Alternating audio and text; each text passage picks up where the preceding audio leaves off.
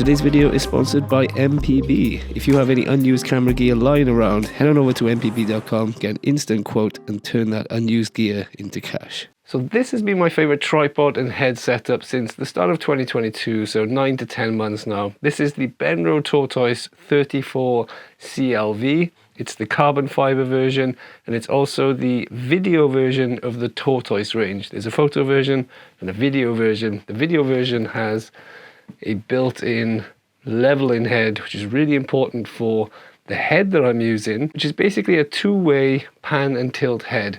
This one in particular is by Acratech, a small family-owned business in the United States. And I'll be talking a lot more about this setup in this video. Now, when I switched over to this setup, I wasn't very convinced that I was going to like it, but I absolutely love it and I cannot go back. But before I talk about this setup in particular, let's look at the different type of heads you can use when it comes to landscape astrophotography. So let's start with the ball head. And before I talk about the good and bad of all the different heads, there's 4 different scenarios that I find myself in as a landscape astrophotographer. So the first is just run and gun, general wide angle astrophotography. You got a nice landscape, nice night sky. I just want to compose in many different directions. There's also panoramas where you're moving your camera, sort of panning and tilting by a certain amount of degrees to get an overlap. There's telephoto shooting where you're using a very long lens, so you're zoomed in very far away, and you want to be able to move quite precisely to get the composition right. And then there's using a head as a base for your star tracker. And when it comes to using a star tracker, you will mount the star tracker onto whatever kind of head you're using. And the idea is that you have to point the axis of rotation of this device at a very particular point in the night sky called the celestial pole. In the northern hemisphere, we have the north celestial pole. In the southern hemisphere, you have the south celestial pole. And you need to be able to point this axis of rotation directly at that point in the night sky. So the ball head, this has been my main head for the first 4 or 5 years as a photographer. As a run and gun, general wide angle, it's amazing. The idea is that you just unlock the ball head and you can swing your camera into any position. Some ball heads also have a friction lock. Sometimes that can be a separate knob or it can be built into the main knob. And the friction lock basically means that when you unlock the ball head, instead of being completely loose, there's a little bit of friction there, so that your camera doesn't immediately fall down and you can be a bit more precise in your composition. So for run and gun, general wide angle landscape astrophotography, ball heads are great. When it comes to panoramas, they're also pretty good. As long as your ball head is level, most ball heads have a panning lock and you can pan through each row. Most ball heads also have degree markings on the bottom so you can see how much you're rotating every shot. And then when you get to the end of the row, you just unlock the ball head, pull the camera up or down depending which way you're going, and carry on with another row. That's one of my biggest gripes with ball heads actually, is that you only have usually 1, sometimes 2 little slots. And so sometimes when you get to the second row or the third row of the panorama, if you haven't lined up your ball head to drop into that slot, it starts to clash with the ball head. So you kind of have to do a little bit of forward thinking when you're setting up for your panorama. But otherwise they're pretty good for panoramas as long as it's nice and level so that you're panning level with the horizon. When it comes to telephoto photography, ball heads are not so good. When you're zoomed in that far and you want to make a little adjustment to your composition, you unlock the ball head and your camera just moves so easily. It can be quite difficult to get the perfect composition when using a telephoto lens.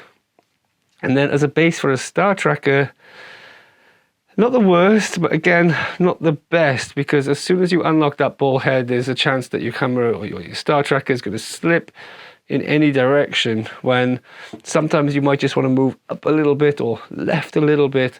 And as soon as you unlock that ball head, you kind of lose alignment in both axes. And so not the best as a star tracker base. However, if you're using a small star tracker like the Move Shoot Move, and you're aligning with a laser, they're actually pretty good because you don't really need that accurate of a polar alignment with landscape astrophotography. So not the best star tracker base, but still pretty good if you're using something like the Move Shoot Move. Now onto geared heads. Now geared heads basically allow you to make very small adjustments in your composition in different axes using geared knobs. And this here is the Morrow 3-way geared head. I took this with me to Chile to photograph the solar eclipse. I used it for general wide angle, for telephoto stuff, for using it as a base for a star tracker. And I really enjoyed it. Not the best for run and gun because you have to kind of unlock these levers here and move them about. And at the time when I took this to Chile, I didn't have a leveling head in my tripod. I don't think I had a leveling head with me at all, which would have made the run and gun experience a lot better because you're panning on a separate axis. So it's really important that the head is level. So you might use something like this. This is the Morrow LBA2, which is a leveling head. You put that between the tripod and the head, and then you can level the head nice and quickly.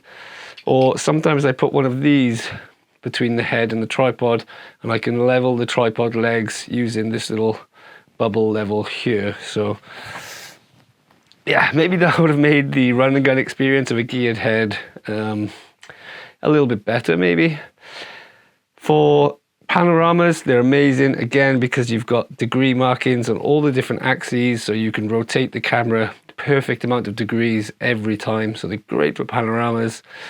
Star tracker base, again, excellent star tracker base because you can move the camera in X and Y in very small increments, so they're actually really, really good as star tracker bases. And then with telephoto photography, again, really, really good because you could just move your composition in very small increments with these geared dials, and that's just great for telephoto shots where you're really, really zoomed in. Now, the one issue I had with the Morrow geared head is it's pretty lightweight for what it is, but it's just such a big thing. Like, it was very difficult to pack when I'm traveling. I'm traveling quite often these days, and even though there's not much material, it just takes up such a large amount of space. And I really enjoyed using the geared head, so I tried to find something smaller, which was this one here, the Sunway Photo GC01. No, I don't think that's the actual number. GH Pro 2. So a little bit more compact. So it's a bit easier to pack in the bag.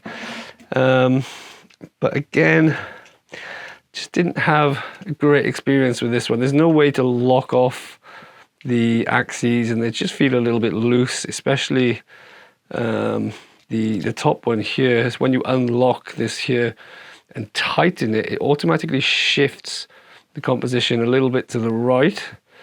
And I wanted to love this, but I just didn't. And also, as you can see, the panning doesn't have a geared knob on it. It's just a simple lever unlock, so you can't use the gears in the panning. So I wanted to love it, but I don't know, I just didn't. I just found myself switching back to the ball head, and that was mainly for the speed and ease of use when it came to run and gun wide angle astrophotography, which is what I do most of all for situations. All right, next up is Equatorial Wedges. Now these usually come with star tracker packs, and this one here is the Skywatcher version. This is a smaller version from Move Shoot Move. And they're very similar to geared heads in that they have a little geared mechanism here for you to pan, to tilt, sorry.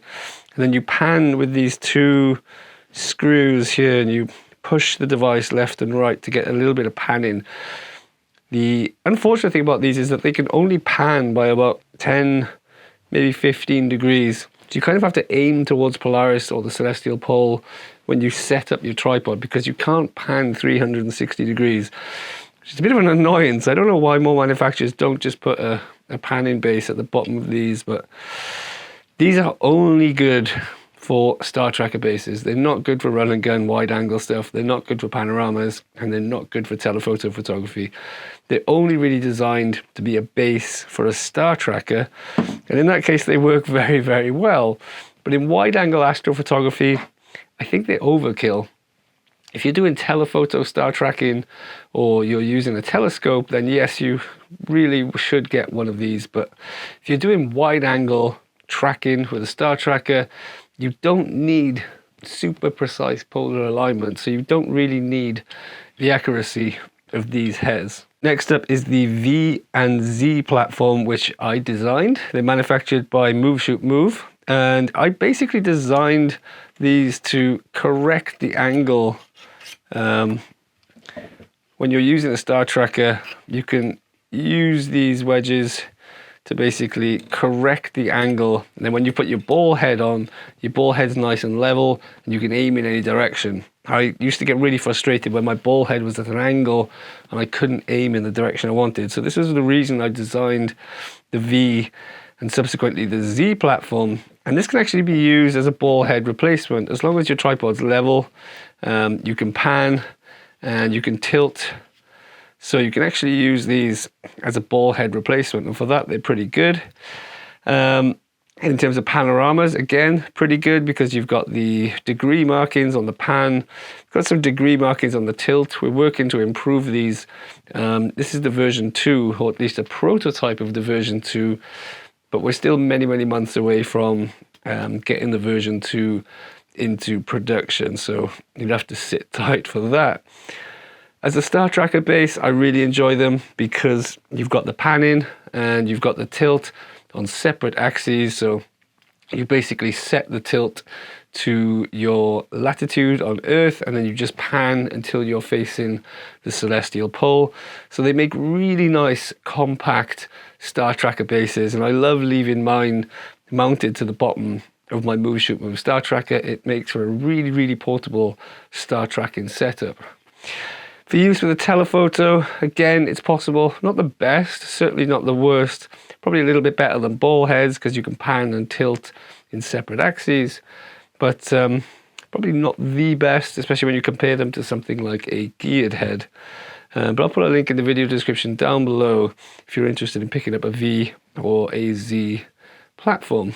Next up is two-way pan tilt heads. So these basically offer panning and tilting on separate axes.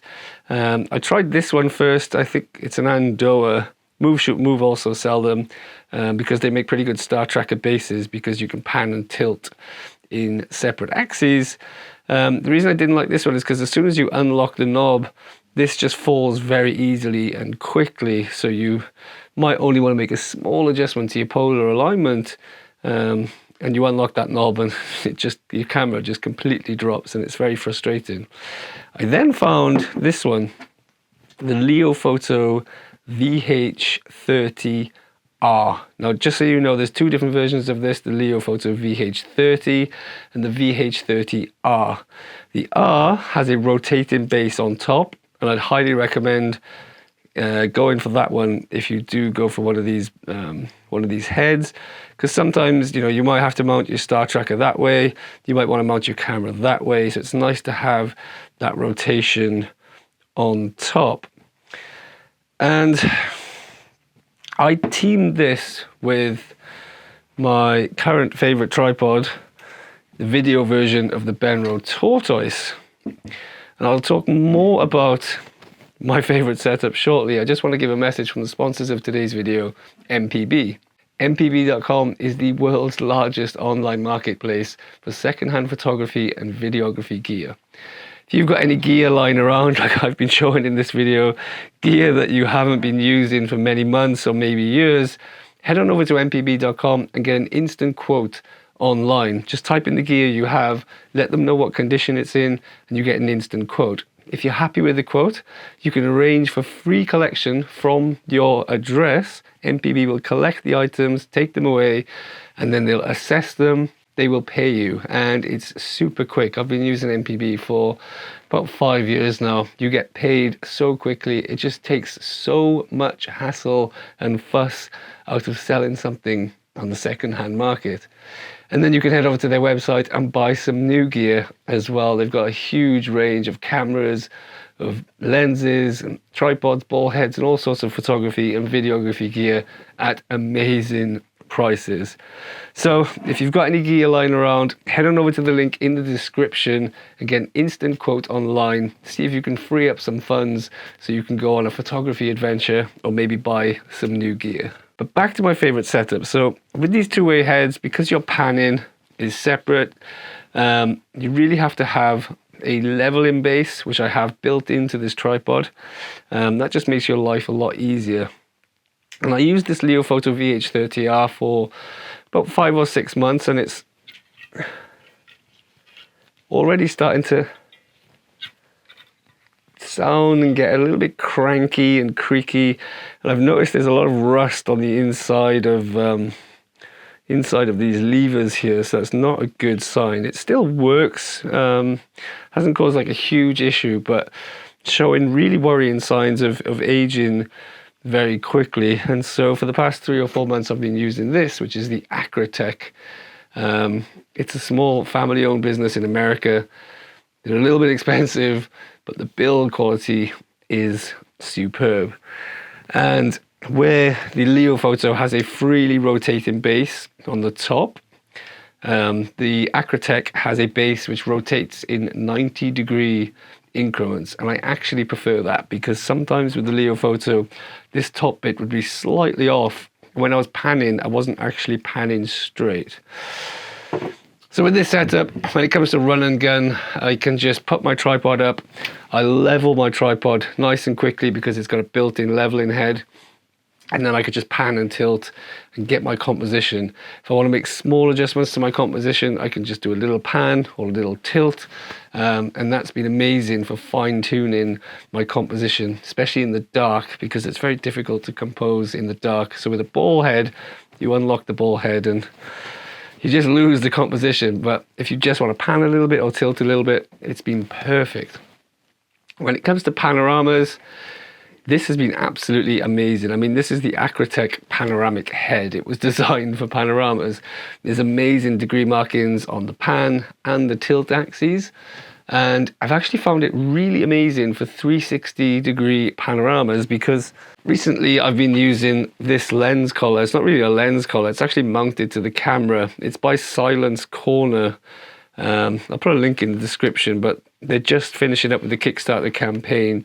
I'm not sure when they're going to be available on the mass market, but using this, I hope you can see that, but it kind of puts the camera back a little bit from the center of rotation, and the no parallax point inside the lens is actually pulled over the center. So I've been doing some really amazing 360 by 180 degree panoramas using just this head. The degree markings make it awesome, and again with this little almost lens collar like product, I've been doing 360 by 180 degree panoramas without those big panoramic heads. Just this head, it's amazing. I've been really enjoying it. When it comes to telephoto photography, it's been great because you can pan and tilt in separate axes, so you can adjust your composition very easily. So it's been great with telephotos. And then as a star tracker base, again, it's been amazing because I can just set the tilt to my latitude on Earth, and then I just pan until I'm pointing at the celestial pole. So of all the 4 scenarios I face, run and gun, panoramas, telephoto, and being used as a star tracker base, it excels in all 4. It's a jack of all trades and a master of all of them. It's so good. And I just love being able to quickly pull up my star tracker, put it on, stick a ball head on top. I don't have to disassemble anything and put a different base on. This head does everything, and having this leveling base built in just makes the experience so much more enjoyable, so much quicker, and God, I've just been absolutely loving it. I don't think I could go back to just a ball head or a geared head or anything else. And it's very small, it's very compact, and yeah, I've just been loving it. So I hope you found this video useful, guys. Hit subscribe if you haven't already. Don't forget to check out MPB in the description down below. See if you can sell some of your old gear that you're not using anymore. And if you're going out to enjoy the night sky anytime soon, I wish you good luck and clear skies.